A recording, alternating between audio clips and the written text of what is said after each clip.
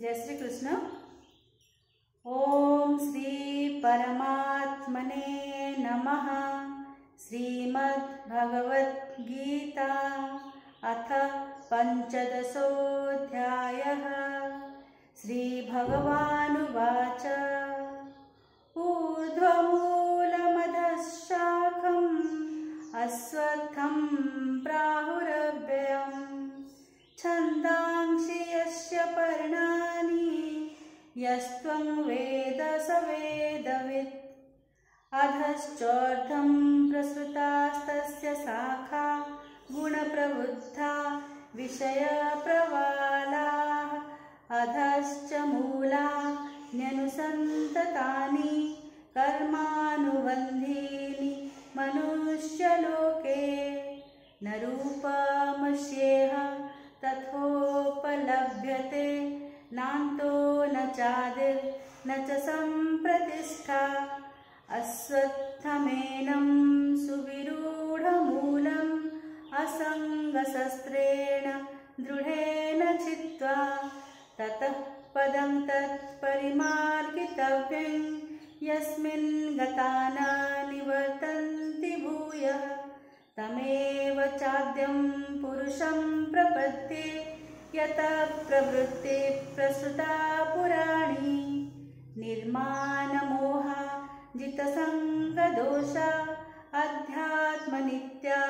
विनिवृत्तकामाः द्वन्द्वैर्विमुक्ताः सुखदुःखसञ्जैर्गच्छन्त्यमूढा पदमव्ययं तत् न तद्भासयते सूर्यो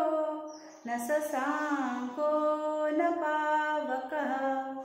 यद्गत्वा न निवर्तन्ते तद्धाम परमं मम ममैवांशो जीवलोके जीवभूतः सनातनः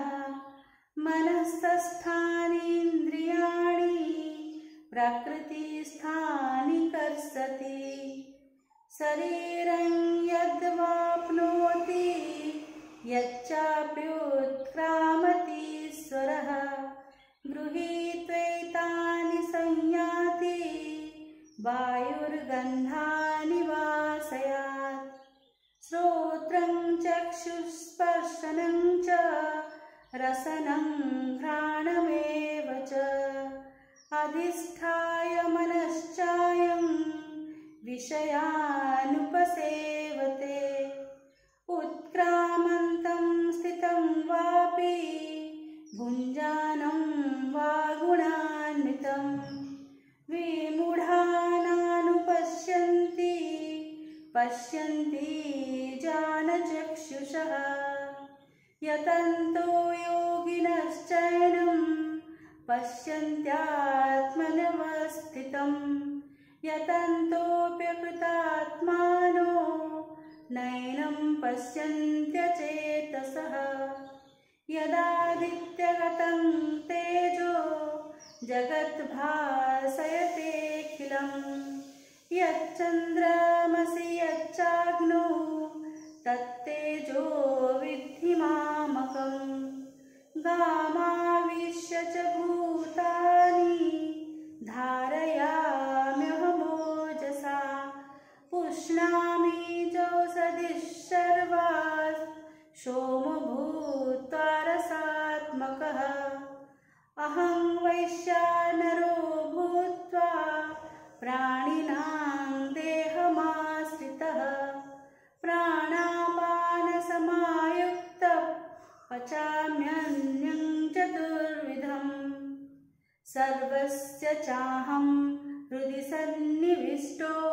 मतस्मृतिर्ज्ञानमपोहनं च वेदैश्च सर्वैरहमेव वेद्यो वेदान्तकृद्वेद विदेव चाहं द्वाविमो पुरुषो लोके क्षरश्चाक्षर एव च क्षरः सर्वाणि भूतानि कूटस्थोऽक्षर उच्यते उत्तमः पुरुषस्त्वन्यः परमात्मेत्युदा